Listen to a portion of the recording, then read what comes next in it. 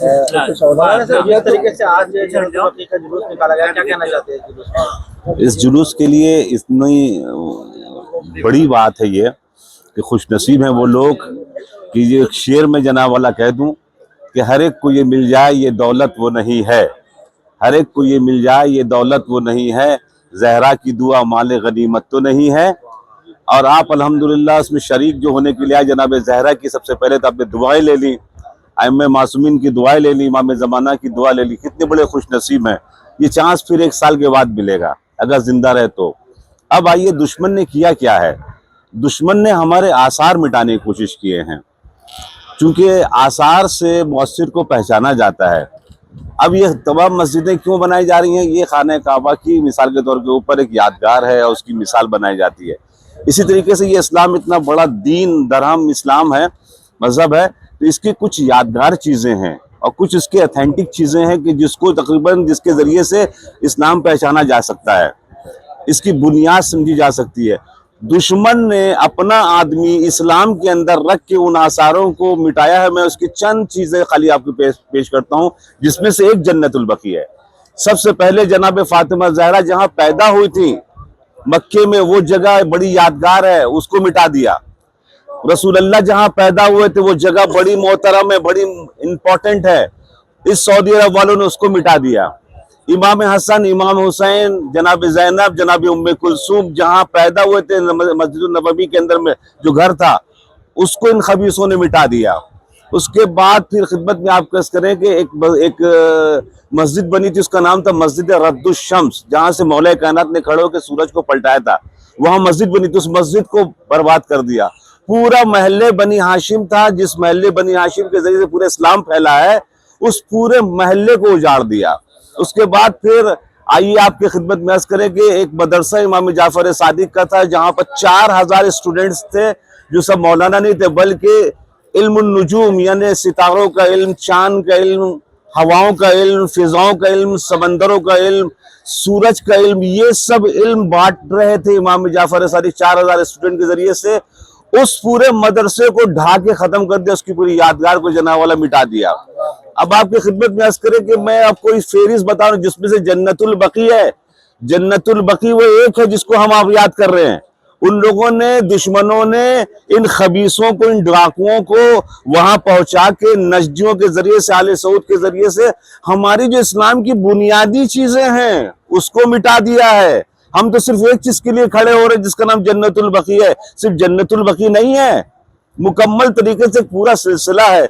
इसलिए जो भी इस्लाम के अंदर में है, अगर ला इलाहा इल्लल्लाह मोहम्मद रसूलुल्लाह अगर कह रहा है तो उसका फर्ज बनता है कि वो उठे। इस जनाब ईसा की गधा था, उसकी नाल थी, वो नाल जनाब वाला निकालते हैं साल में एक मरतबा ईसाई। उसको देखने के लिए पूरी दुनिया से ईसाई इकट्ठा होते थे कि जनाब ईसा इस गधे के ऊपर बैठते थे और ये उसकी नाल है। वहां नाल को पूरे ईसाई देख रहे हैं, यहाँ आल को छोड़कर बैठे हुए हैं। अजीब बात है। और उसके बाद बोलते हैं मुसलमान है। तो ये जो एहतजाज हमने किया, आखिरी जुमला, ये जो एहतजाज किया है, जैसा कि मौलाना ने बताया है, वो दिन अब गिने जा चुके हैं। इंशाल्लाह कहते ना तामीर करो, तामीर तुम नहीं करोगे, तामीर अब हम करेंगे। अब अनकरीब वो जमाना आ गया है इंशाल्लाह ताला। मुसलमान कंट्री है, लेकिन क्या किस तरह का उनका ईमान है, क्या वजह है कि जन्नतुल बकी तामीर होने नहीं देते? देखिए इसका मसला शॉर्ट है, चूंकि आपने सवाल बहुत बड़ा किया, बहुत इंपॉर्टेंट सवाल है, मगर इसका जवाब थोड़ी तफसीली पर है, मगर मैं तब भी शॉर्ट करके दूंगा। जब यहाँ पर तेल निकला तो ये आले सऊद जो है, ये वो खानदान था कि जो लोग हज के ऊपर आते थे ना, दूर दूर से उबरे के ऊपर आते थे, तो ये जनाब बीच में काफिले को लूट लिया करते थे। काफिले को लूट कर उसका पैसा इकट्ठा कर लेते थे, तो जिसके बुनियाद के ऊपर बेचारे लूटे फूटे सब बेचारे मुसलमान पहुंचते थे हज करने के लिए। इन लुटेरों को, यही आले सऊद है, इन लुटेरों को इकट्ठा करके एक जगह पर लेकर आए और लाने के बाद एक मरतबा रखा, पूरी हुकूमत दी। हुकूमत क्यों दी?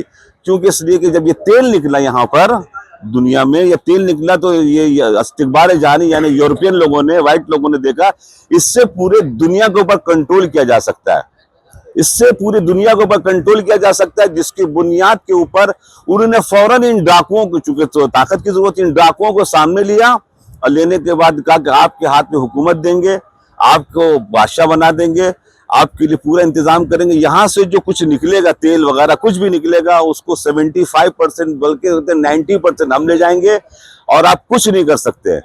जिसकी बुनियाद के ऊपर इनको बैठाला गया, आपने देखा होगा, ये इसमें 10,000 सिर्फ प्रिंस हैं, यानी शहंशाह लोग हैं, और जिनकी तनख्वाह तो सोचिए पूछिए मत। मगर आप जरा 5 किलोमीटर दूर खाने काबा से 5 किलोमीटर दूर मस्जिद नबवी से जाके देखिए, तो एक गरीब मुल्क है सऊदी अरब, चूंकि उसने पूरी आवाम को फकीर बना के रखा है। और सिर्फ ये जो आप जो चटक मटक देखते हैं, ये सिर्फ 5 और 10 किलोमीटर के दरमियान का हिस्सा है मस्जिद नबी के पास और मक्के के पास। अपनी आंखों से जाके देख चुके हैं।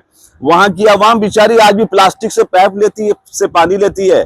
10 किलोमीटर दूर के बाद ये पूरा पैसा, यानी देखिए डॉलर के क्या जबरदस्त काम किया, डॉलर से तेल को खरीदा और उसके बाद फिर तेल भी ले लिया, वो डॉलर भी कहा कि इधर वापस करो, इधर मैं मिसाल के तौर के ऊपर हमारे फला कंपनी में लगा, फला डॉलर भी चला गया, तेल भी चला गया, और यहां पर मिला क्या?